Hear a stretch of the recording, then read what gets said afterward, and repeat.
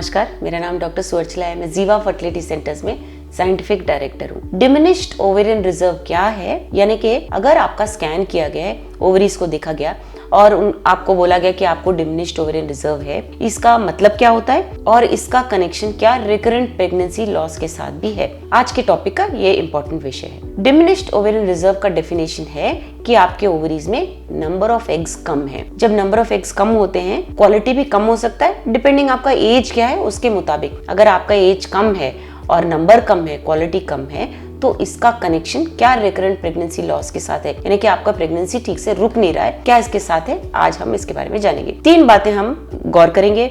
सबसे पहला है डिमिनिश्ड ओवेरियन रिजर्व को डिफाइन कैसे करते हैं, उसके बारे में हम पता कैसे लगाते हैं। दूसरा है स्टडीज क्या बता रहे हैं, क्या इसमें और उसमें कनेक्शन है सही में जैसा हम सोच रहे हैं। और तीसरा, इसे हम कम कैसे कर सकते हैं। आइए समझते हैं। सबसे पहले जानते हैं कि डिमिनिश्ड ओवेरियन रिजर्व या ओवरीज में अंडे कम हैं, इसे हम डिफाइन कैसे करते हैं। 3 इंपॉर्टेंट फैक्टर्स होते हैं और 3 में अगर 2 में आप आ रहे हैं तो आपको डिमिनिश्ड ओवेरियन रिजर्व या अंडे आपके कम है एज के मुताबिक। सबसे पहला फैक्टर है अगर आपकी उम्र 40 या 40 के ऊपर है, एडवांस्ड मैटरनल एज कहते हैं इसे, अगर ये है तो इसे डिमिनिश्ड ओवेरियन रिजर्व का कारण माना जा सकता है। दूसरा है पहले भी आपको कुछ ट्रीटमेंट दिया गया था, स्टिमुलेशन यानी कि इनफर्टिलिटी के लिए आपको ट्रीटमेंट दिया गया था, लेकिन 3 या 3 से कम अंडे बढ़ते हुए दिखे तो उसे डिमिनिश्ड ओवेरियन रिजर्व कहा जाता है। तीसरा है बाकी जब टेस्ट किए गए, जिसे हम ओवेरियन रिजर्व टेस्ट कहते हैं, उसमें भी ये निर्धारित किया गया कि ओवेरियन रिजर्व कम है। तो उस कैसे मालूम चलता है। AFC यानी एंट्रल फॉलिकुलर काउंट करके एक स्कैन होता है जिसमें देखा जाता है कि 5 या 7 से कम अंडे देखे जा रहे हैं आपके ओवरीज में। जो AMH है, एंटी मुलेरियन हार्मोन, 0.5 से 1.1 नैनोग्राम पर मिलीलीटर है। तो ये 3 चीजें, एज ज्यादा है, पहले आपका ट्रीटमेंट साइकिल ठीक से हुआ नहीं या ठीक से रिस्पांस दिखाया नहीं आपने, और आपका जो ओवेरियन रिजर्व टेस्ट है वो भी पॉजिटिव आए, यानी कि कम फॉलिकल्स दिख रहे हैं उन टेस्ट में, तो आपको डिमिनिश्ड ओवेरियन रिजर्व करके कंक्लूड किया जाता है और उसके मुताबिक ट्रीटमेंट दिया जाता है। तो रिकरेंट प्रेगनेंसी लॉस का क्या इसके साथ कनेक्शन है। पहले तो रिकरेंट प्रेगनेंसी लॉस कितना कॉमन है देखते हैं। जब एक महिला रिप्रोडक्टिव एज में होती है, जब बच्चे देने की उम्र के आसपास होती है, तो उनमें 1 से 2% महिलाओं में रिकरेंट प्रेगनेंसी लॉस देखा गया है। लेकिन 100 लोगों में 1 या 2 लोगों में ये रिकरेंट प्रेगनेंसी, बार बार प्रेगनेंसी चले जाना, प्रेगनेंसी का रुकना नहीं देखा गया है, तो इसकी वजह से इनफर्टिलिटी हो सकता है। लेकिन अभी इतने अच्छे टेक्नोलॉजिकल एडवांसेस आए हैं जिससे जब ये प्रेगनेंसी लॉस होता है तो ये फीटस का, ये जो बच्चा बाहर आ जाता है, उसका जेनेटिक इवैल्यूएशन किया जा सकता है और 90% ऑफ द केसेस में ये अनुमान लगाया जा सकता है कि किस कारणवश ये प्रेगनेंसी लॉस हो रहा है। ये देखा गया है कि जो प्रेगनेंसी लॉस होता है जेनेटिक अबनॉर्मलिटीज की वजह से होता है, और ये कंक्लूड किया गया, यानी कि प्रूफ के साथ देखा गया है कि अबनॉर्मलिटीज अबनॉर्मल एग से भी आने के चांसेस ज्यादा हैं। अबनॉर्मलिटी अगर देखा गया है इस लॉस हुए हुए प्रेगनेंसी में, रिकरेंट प्रेगनेंसी लॉस वाले फीटस में, तो एडवांस मैटरनल एज भी अगर हो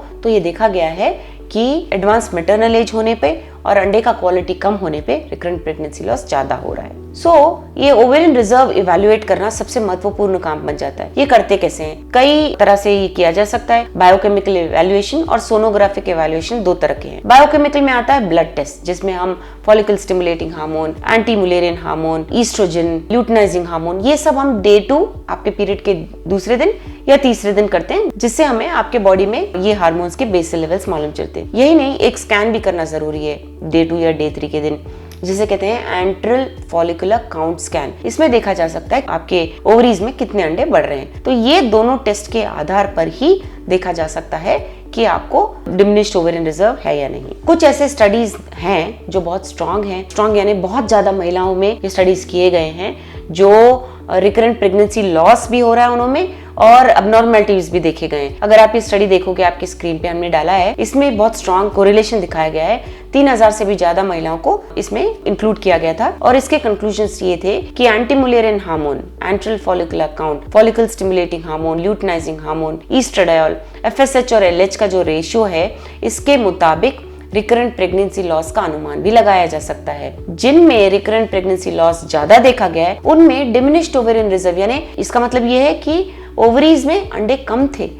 कम रहने का मतलब ये भी हो सकता है कि क्वालिटी भी खराब होने के चांसेस ज्यादा होते हैं। जो अनएक्सप्लेन्ड रिकरेंट प्रेगनेंसी लॉस के शिकार होते हैं उनमें जब एनालिसिस किया गया, ये सारे कुछ देखा गया है फीटस में और स्कैन्स में, ब्लड टेस्ट में, तब ये देखा गया कि डिमिनिश्ड ओवेरियन रिजर्व इन महिलाओं में बहुत ज्यादा देखा गया कंपेयर टू उनमें जिनमें डिमिनिश्ड ओवेरियन रिजर्व नहीं था। यानी कि अगर आपके ओवरीज में अंडे अच्छे मात्रा में हैं तो रिकरेंट प्रेगनेंसी लॉस के चांसेस कम होते हैं। सो इन स्टडीज द्वारा ये कंक्लूजन किया गया, एक एसोसिएशन देखा गया डिमिनिश्ड ओवेरियन रिजर्व यानी कि कम अंडों में और रिकरेंट प्रेगनेंसी लॉस में। लो AMH और AFC लेवल्स होने पर प्रेगनेंसी लॉस ज्यादा होने के चांसेस देखे गए हैं। तो क्या हम ये अवॉइड कर सकते हैं? देखिए, बहुत सारे कारणवश ये हो सकता है, लेकिन कुछ ऐसे फैक्टर्स हैं जो आप अवश्य अवॉइड कर सकते हैं। Prenatal vitamin, specially folic acid, अगर आप अपने डाइट में इंक्लूड करोगे या सप्लीमेंटेशन लोगे तो बहुत जरूरी फैक्टर बन जाता है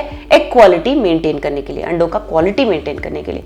आपके फर्टिलिटी स्पेशलिस्ट डिसाइड करेंगे कि आपको ये फोलिक एसिड दूसरे विटामिन के साथ भी देना है, किस मात्रा में देना है, ये सब अनुमान लगाते हुए प्रीवियस प्रेगनेंसी लॉस हुआ है यानी उसके मुताबिक आपको ये मेडिसिन देंगे। और आइडियली देखा जाए तो ये जो प्री नेटल विटामिन होते हैं, प्रेगनेंसी के पहले लेने वाले जो फोलिक एसिड और अन्य प्रकार के विटामिन होते हैं, आपको 3 महीने पहले लेना चाहिए प्रेगनेंसी प्लान करने के पहले। प्रेग्नेंट होने के 3 महीने पहले से अगर आप लोगे तो अबनॉर्मलिटीज होने के चांसेस कम होंगे, रिकरेंट प्रेगनेंसी लॉस भी कम होगा।